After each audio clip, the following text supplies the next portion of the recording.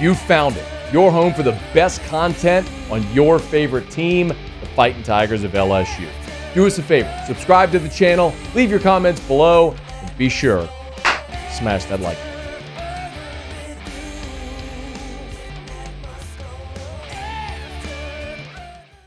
Brian Kelly, Hugh Freeze on the SEC Coaches Teleconference on Wednesday. Hugh Freeze, we talked about it yesterday. Hugh Freeze is 0-3 in Tiger Stadium. Came in here in 2012, his first year at Ole Miss. Nearly pulled off the upset, but undone by an Odell Beckham punt return. 2014, LSU won 10-7. It was Logan Stokes who had the game-winning touchdown, his only touchdown reception of his career. And then in 2016, that was the day when Leonard Fournette put on a Superman cape and ran for at the time it was an LSU rushing record.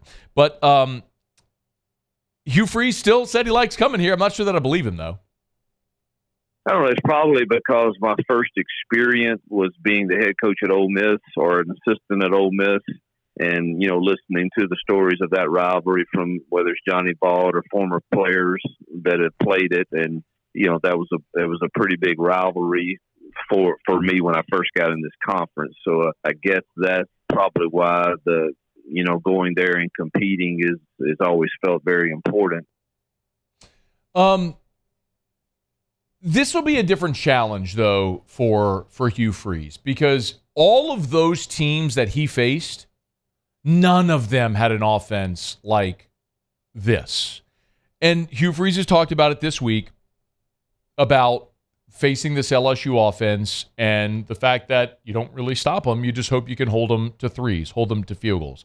Big part of that, of course, is the work that Jayden Daniels has done. And Brian Kelly was asked about Jayden Daniels and sort of complimented him today. Number 3, please, if we could, with all the work that he's put in that's led to this moment. He's playing at an elite level. He leads the SEC and ranked 2 nationally in total offense. Leads the SEC in total touchdowns and pass efficiency. And just, again, his development, has been well chronicled. He's done all the things necessary to put himself in this position. He has worked his tail off. And it's great to see him have this kind of success. And, our offense has really been driven and led by him. Somebody that deserves credit for Jayden Daniels' progress that we, and this is my hands in the air, I'm guilty of this as well, that we haven't spent enough time complimenting is quarterbacks coach Joe Sloan. I want to add a little bit of context to this here in a second. But first, Brian Kelly was asked about Joe Sloan today, and here's what he said. Oh, he's an integral part. He's with the quarterbacks every day. He's with Jayden and his relationship with him and his development in the off season as well as during the season is integral. I think Jayden would tell you that the relationship that he has with Joe has allowed him to grow as a quarterback and as a person, and that's what you're looking for as a quarterback. You want to see growth, and it was last year at this time when he threw for 80 yards. So in 1 year, there's been incredible growth in terms of his development. If I polled LSU fans or people that follow this program and asked, what would you say is the biggest change or development that Jayden Daniels has made year to year? I think a lot of people would say accuracy. When he came here from Arizona State, he even talked about it. It was one of the things, we got to California, worked with his quarterback coach who was working on accuracy, in particular accuracy and the deep ball. And I went back and looked this up today when I heard that soundbite because I thought I remembered this correctly.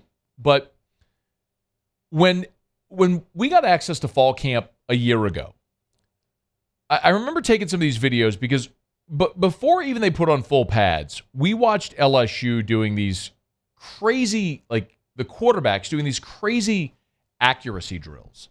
Like, it was almost like dude perfect trick shot type stuff. Like they're standing behind the back line and they have to throw the ball like over, like in between the goalposts over the upright and landed in a spot. It was just precision accuracy drills that they were focusing on. It was a very obvious point of focus for Joe Sloan was accuracy from his quarterbacks. There were times where they literally put up a basket where they had to throw the ball into a basket from a distance. It was basically like target practice. Into the corner of the end zone. They were hitting moving carts and moving targets.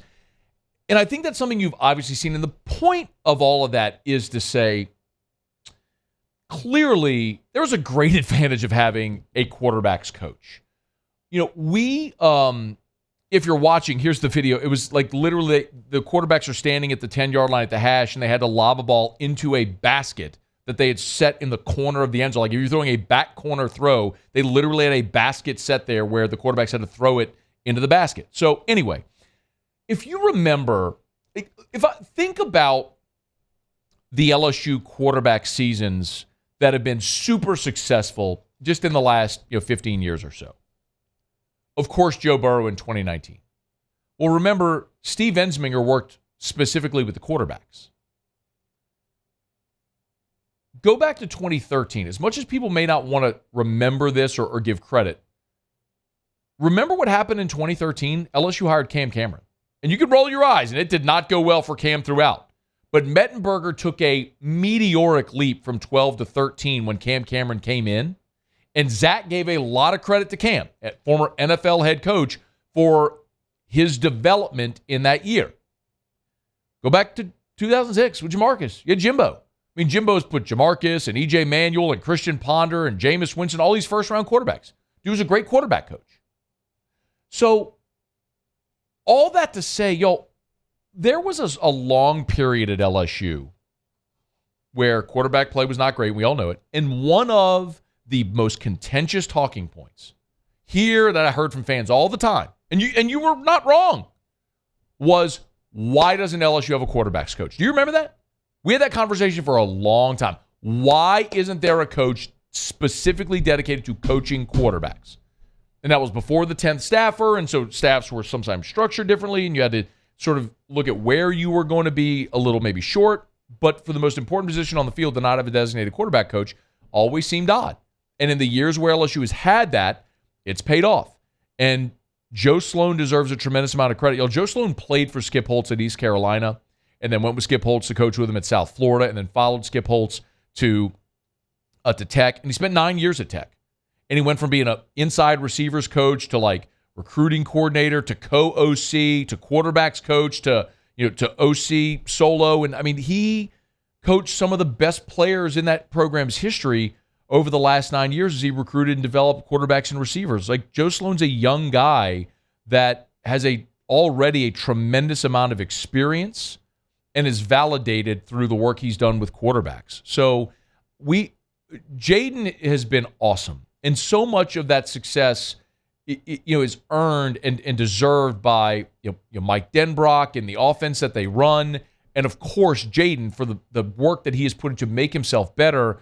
But sometimes the opportunity to take yourself from good to great is the work you do in the margins, and a lot of times that's the work you do with your position coach. And I think the work that Joe Sloan has done with these quarterbacks deserves an attaboy and a pat on the back. And it's a guy we haven't talked a lot about, but is certainly a huge part of what this team has been able to do and these quarterbacks have been able to do in their development. So I was glad to see Brian Kelly asked about and mentioned Joe Sloan and the work that he's done. Sloan has done really, really exceptional work the last 2 years at LSU. Hey, thanks so much for watching. Please leave your comments. I love to interact, and be sure to hit the red subscribe button below.